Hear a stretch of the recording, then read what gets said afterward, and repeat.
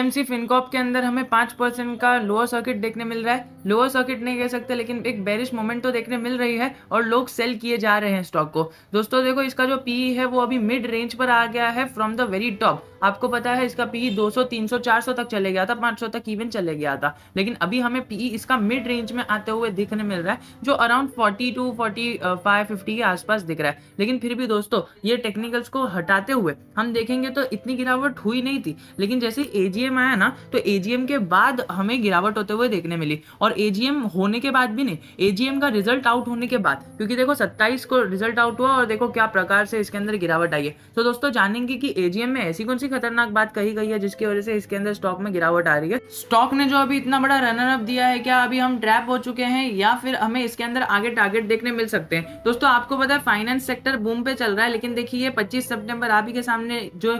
Meeting हुई थी उसका रिजल्ट 27 को आया था, यानी कल के दिन आया था। एंड वीडियो आज बन रही है, sorry for the delay, but still मैं कहना चाहूंगा कि 25 को हुआ था मीटिंग एंड 2 दिन का डिले के बाद रिजल्ट आया, और रिजल्ट में हमें 2 चीजें बताई गई है और वो दोनों चीजों पर चर्चा करेंगे। सबसे पहली चीजें बताई गई है कि इसकी ई वोटिंग कैसे हुई। तो इनका जो ई वोटिंग है, इनका जो total number of share holders है, वो इसके रिकॉर्ड डेट तक 68,106 शेयर होल्डर्स अपने अभी तक प्रेजेंट डेट तक एजीएम तक थे। अभी आगे अगर हम बात करें कि उसमें से कितने लोगों ने मीटिंग अटेंड की, तो अगर आप देखो तो 68,000 लोगों में से खाली है ना ये 40 + 45 + 5, मतलब आप पकड़ के चलो 90 लोगों ने, मतलब 70,000 में से 90 लोगों ने खाली इसके अंदर मीटिंग अटेंड की है, जो उसका 10% क्या 1% क्या आधा % भी नहीं है। तो आप ये एक बात नोट करके चल सकते हो कि ये जो है, ये जो एकदम डेडिकेटेड जो इंसान मतलब रिटेलर है, जो डेडिकेटेड शेयर होल्डर है, उन्होंने ही इसके अंदर मीटिंग अटेंड की है।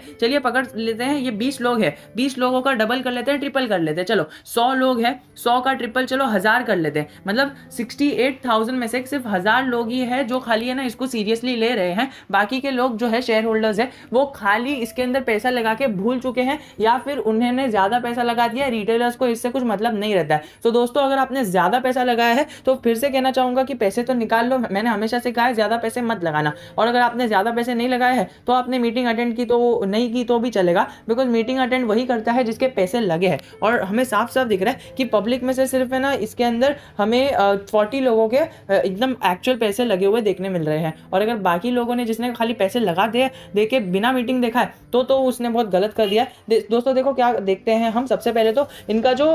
ऑडिटेड फाइनेंशियल स्टेटमेंट है उसके ऊपर मैनेजमेंट जो है, प्रमोटर जो है, उसने एजेंडा और रेजोल्यूशन के अंदर यस बता दिया, जो हमारे लिए एक बहुत ही ज्यादा अच्छी बात है। दोस्तों ये तो हमेशा से यस बताता है, तो इसके अंदर कोई चौंकाने वाली बात नहीं है, लेकिन फिर भी एक जनरल था, ऑर्डिनरी था, और उसके अंदर उन्होंने यस बता दिया है। अभी रिजल्ट आएगा तो हमें पता चल जाएगा। इनकी तरफ से तो रिजल्ट अच्छा ही देखने मिल रहा है, क्योंकि इन्होंने यस बताया है and according to the video conferencing इन्होंने यस बताया है। लेकिन दोस्तों एक ही बात कहना चाहूंगा कि पिछली बार भी इन्होंने यस बताया था और रिजल्ट एकदम खराब आए थे, उसके पहले भी एकदम यस बताया था, उसके पहले भी रिजल्ट खराब आए थे। और जब और ये तो हमेशा ही यस बोलते हैं, कभी भी नो नहीं बोलते, और फिर भी रिजल्ट खराब ही आते हैं। दोस्तों हमें बीच में रिजल्ट बढ़ते हुए देखने मिले थे, जिसका असर स्टॉक की शेयर प्राइस पर भी देखने मिला। दोस्तों अभी हम देखें तो सेकंड न्यूज जो है वो ये रीअपॉइंटमेंट से रिलेटेड है। रीअपॉइंटमेंट जो है इनका सेकेंडली अगर आप देखो थोड़ा सा ऊपर जाएंगे हम, हाँ, रीअपॉइंटमेंट ऑफ मिसेस रेखा। तो दोस्तों मैं ये नहीं बताना चाहूंगा कि रीअपॉइंटमेंट हुई, लेकिन मैं आपको फिर से कहना चाहूंगा कि रीअपॉइंटमेंट इस तरह से हुई ना, उसमें भी हमें एक पॉइंट दिख रहा है। और वो पॉइंट किस तरह से दिख रहा है, पिछले साल की एजीएम अगर आपको याद होगी तो पिछले साल के एजीएम के अंदर भी मिस रेखा जो है उनको रीअपॉइंट किया गया था एज अ डायरेक्टर। फिर उसे यहाँ पर हमें देखने मिला कि 2020 की जो एजीएम है वो इनको मिस्टर योगेश गाग को अपॉइंट किए थे एग्जीक्यूटिव इंडिपेंडेंट डायरेक्टर के लिए, और फिर बाद में फिर से 2019 में adoption of audited financial result के साथ साथ मिस रेखा को फिर से अडॉप्ट किया था, और जो रिटायरमेंट थी ना उनको फिर से रीअपॉइंटमेंट किया था। मतलब एक रिटायर्ड पर्सन को ये लोग बार बार रीअपॉइंट कर रहे हैं। मैं ये नहीं कह रहा कि उनके पास काबिलियत नहीं है, लेकिन मैं ये कह रहा हूँ कि कंपनी के मैनेजमेंट को एक यूथ आइकन की जरूरत है, या फिर आप कह सकते हो एक ऐसे पर्सन की जरूरत है जो टोटली डिजर्व करता है वो position. I am not telling कि जो मिस रेखा है वो एकदम ही मतलब खराब है, मिस रेखा मोदी जो भी है डायरेक्टर ऑफ द कंपनी, मैं ये नहीं कह रहा। उनके डायरेक्शन में हमने देखा कि इतने साल से कंपनी का क्या हाल हुआ, वो उनकी डायरेक्शन में, चलिए 5 साल में आ जाते हैं, तो उनकी डायरेक्शन में ये हाल हुआ था। और ये जो स्टॉक को रैली मिली है ना वो booster up only only because of the rally of the bull run in the market ये मिला है, बट हमने देखा कि ये टाइम पर भी उन्हें डायरेक्टर बनाया गया था और वो डायरेक्टर के बाद भी कुछ कंपनी में हुआ नहीं। तो मैं आपको इस प्रकार से कह रहा हूँ, बिकॉज जो भी डिजर्व करता है we don't know the person personally, so हमें एक अंदाजा लगाना होगा कि क्या होने वाला है। 2018 में भी मिस रेखा को रीअपॉइंट किया था, फिर 2017 की बात करें तो फिर से मिस रेखा को रीअपॉइंट किया गया था। तो हर साल जब इनकी रिटायरमेंट आती है बोर्ड ऑफ डायरेक्टर्स रीअपॉइंट कर देते हैं, एंड शेयर होल्डर्स तो हमारे एकदम भोले भाले हैं, उनका तो अचीवमेंट आ ही जाता है, because most of the share holders इसके अंदर अटेंडेंस ही नहीं देते हैं, और जो शेयर होल्डर्स रहते भी है वो भी शायद कंपनी के ही रहते होंगे या फिर एम्प्लॉइज रहते होंगे या फिर कुछ भी कह लो, तो फिर वो हो जाता होगा। तो दोस्तों इसीलिए कहना चाहूंगा कि इसके अंदर ज्यादा होल्डिंग मत रखना, क्योंकि इसके अंदर हमें आगे ज्यादा कोई फ्यूचर नहीं दिख रहा है। क्योंकि इनकी जो एजीएम है दोस्तों, एजीएम में क्या बात हुई, कुछ डिक्लेयर नहीं हुआ, खाली ये हाँ ठीक है रीअपॉइंटमेंट हुआ जो हमेशा से होता है, और फिर जो फाइनेंशियल स्टेटमेंट्स है वो हो गया। दोस्तों मैंने पिछली बार भी एक पिछले वीडियो में मैंने पीएमसी फिनकॉर्प पे बहुत सारे वीडियोस बनाए हैं, तो एक पिछले वाली वीडियो में भी मैंने डिस्कस किया था कि पीएमसी फिनकॉर्प के अंदर ये एक पॉइंट नोट करके चलो, और इस एजीएम में अगर कुछ नहीं होता है सो थोड़ी सी खतरे वाली बात होगी, एंड यही बात मार्केट में रिपीट होते हुए देखने मिली है। आई नो कि वहां पर कुछ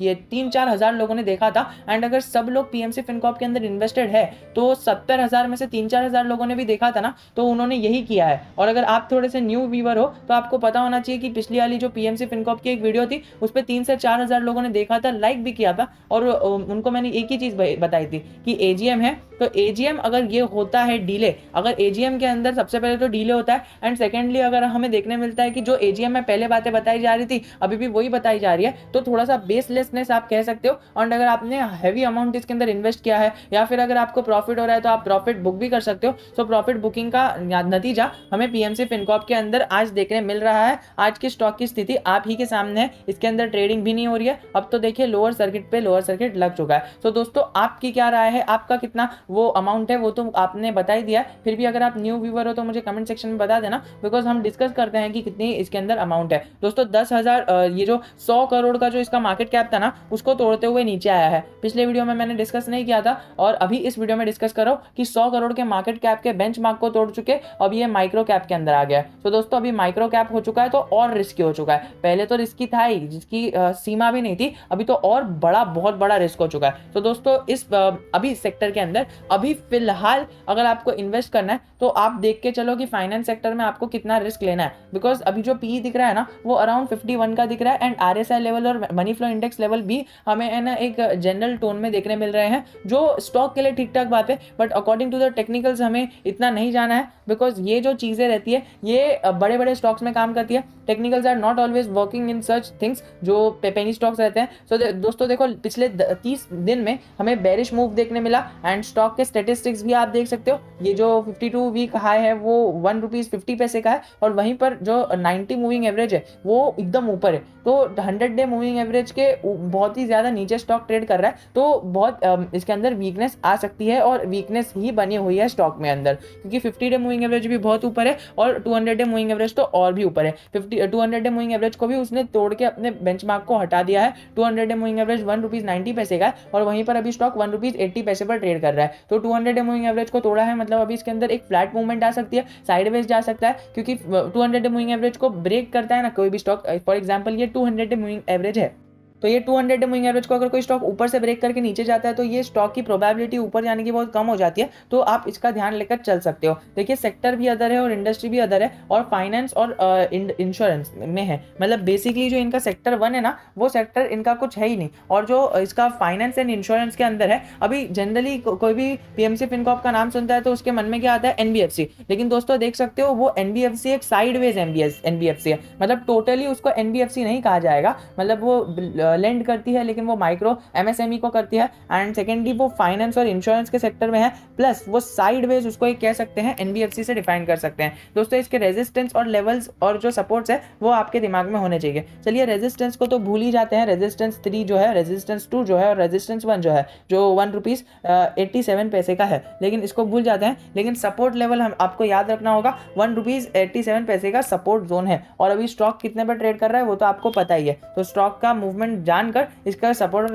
और रेजिस्टेंस को आपको ध्यान में रखना है। चलिए ये सारे क्वेश्चंस नहीं हम रीड करेंगे, बस इसकी फोकस देखेंगे 2023 में जो अर्निंग्स होगी वो फोरकास्ट की जा रही है नेगेटिव में जाएगी। तो दोस्तों ये फोरकास्ट बहुत ज़्यादा वर्क करता है, सो आप इसको एक बार लेके चल सकते हो। मतलब हमें ये बता रहा है कि 2021 में जो रेवेन्यू आएगा, तो मतलब 22 में जो रेवेन्यू आया, 21 में जो रेवेन्यू आया था 22 में कम हो जाएगा, और 23 में तो नेगेटिव में चले जाएगा, 24 में भी नेगेटिव में जाएगा, 25 में थोड़ा सा कम हो जाएगा, और 26 में भी इतना नेगेटिव रहेगा। तो दोस्तों ये फ्यूचर फोरकास्ट हो रही है पीएमसी फिनकॉर्प के बिजनेस मॉडल से रिलेटेड और नेगेटिव ट्रेंड से रिलेटेड। तो दोस्तों आपको क्या इस फोरकास्ट से बेनिफिट मिला और क्या आपको लगता है कि इस प्रकार होगा? दोस्तों मुझे तो पर्सनली इसके अंदर राय देने का कुछ मन नहीं बन रहा है, बिकॉज देखिए अगर आप इसको एकदम लंबा होल्ड करोगे 15 से 20 साल ना, तब जाके आपको ये रिटर्न्स बना के दे सकता है। मैंने तो आपको एकदम बड़े बड़े टारगेट भी दिए थे, लेकिन वो एकदम लॉन्ग टर्म वालों के लिए। तो दोस्तों अभी थोड़ा सा व्यू शॉर्ट टर्म वालों का है, बिकॉज मैंने अपने चैनल की ऑडियंस देख लिया एंड लोगों का मन यही है शॉर्ट टर्म के लिए।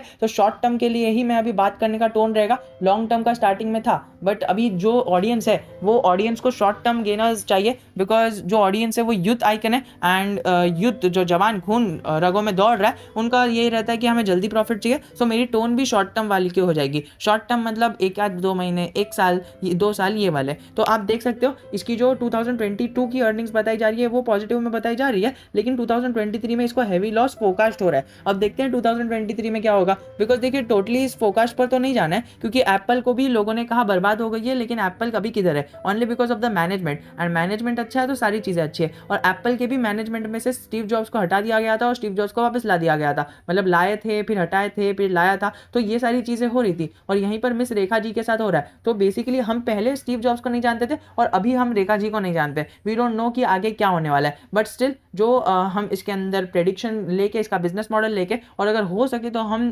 इसका जो मैनेजमेंट है उसमें ज़्यादा से ज़्यादा नॉलेज लेकर हम इसके अंदर आगे ट्रेड या फिर एक इन्वेस्टमेंट क्राइटेरिया कर सकते हैं। सो दोस्तों आज के लिए इतना ही। If you have any doubt relating anything relating stock market, आप कमेंट करके मुझे पूछ सकते हो। मैं आपका कमेंट सेक्शन में ज़रूर की ज़रूर रिप्लाई देने की अपनी पूरी कोशिश करूंगा। जय हिंद, जय भारत।